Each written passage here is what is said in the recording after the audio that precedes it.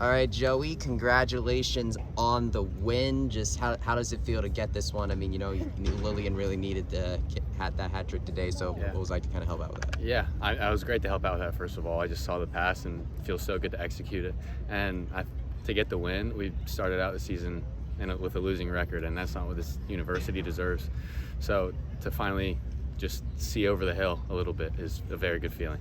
Coach was telling us about how back in ODU they ended up setting up their system in a really similar way to JMU. So what were you kind of seeing in terms on the pitch with that sort of thing, and did that help you kind of navigate this matchup? Yeah, they're hard teams to break down for sure. ODU did a very good job defensively. It was very hard to break them down.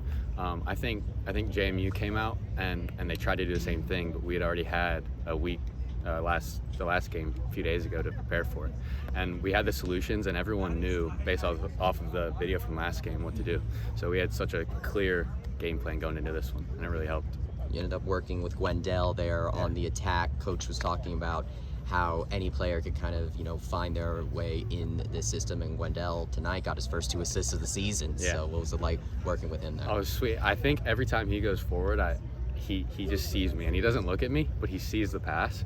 Mm-hmm. I think one time he went out to left wing, and I was like, all right, Eunice went to center back, and then I stayed at the 6. He was going everywhere, and it was great to see him go forward and make those decisive passes that were diagonal. They eliminate like 3 or 4 players every time he does it, so it's great to link up with him. This was the 3rd hat trick of the 2020s decade for UCF. Just what was it like to bear witness to Lillian's work tonight? Oh, he was in the right place at the right time every time, and it's also, as you're a 9 in one of these games, when a team's sitting in a low block, you aren't promised to touch the ball a lot. Like Holland for Man City, teams are sitting in on Man City, and he touches the ball 6 times in the game and he scores 2 or 3 goals. And that was Lillian tonight. He got a bit more involved than Holland in some of those games, but I mean his touch to goal ratio tonight was probably very good. You mentioned it, touched on it a little bit earlier, but getting above 500 for the first time this season, how does it feel to finally do that? Oh, it feels so good. The job's not done.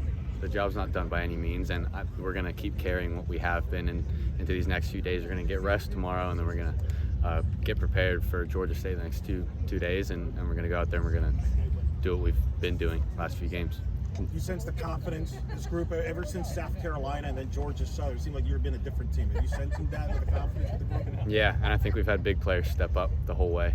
Like, players, sometimes it's just the coaches talking after games, and today we had Jem and Clarence just say something to the whole team after the game, and then Lillian gave a little speech because we called him out for the hat trick. We were so excited for him. So we have players that are really stepping up into these positions and being vocal leaders as well as leaders on the field with what they do.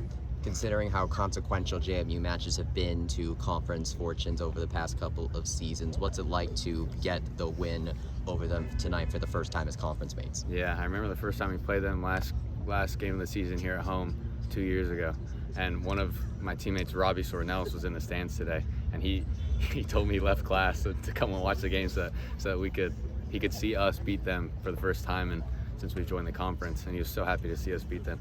And I feel that too, because all of my teammates, that was one of the saddest ways to go out. I think we had such a good team, and JMU was the beginning of the end, and I always remember them for that. And to come out here and put them to the sword was a great feeling. And you guys are playing at home tonight. Is there a certain type of advantage with that? Does that bring up the morale at all? Yeah, so much. I think also we're just in our natural environment. So our build up to the game, our bodies are in the right rhythms. We have our routines. A lot of people are in the training room the whole day. It's crazy. But you just don't get that on away trips. And when you're able to go into the locker room and everyone's there, you have this feeling like we're all here and focused for one thing. That's for what we just did. What does this game do for you guys now that you go up to Georgia State next? Georgia State, Georgia State's been on a little upswing, and they've had some good results. And I think I have an old high school teammate on that team, actually, Evan Bohms. I'm really excited to go and see how he's doing. But they've been doing really well, and I'm really excited to go up there. And they have a cool field, and hopefully we can keep a clean sheet that game. Man, the games have been, that game 3-2, I was like a little nervy at the end. But we're going to go over there and we're going to keep a clean sheet and we're going to win. All good? Awesome. Congrats, Joey. Thanks, guys. Hey, you guys.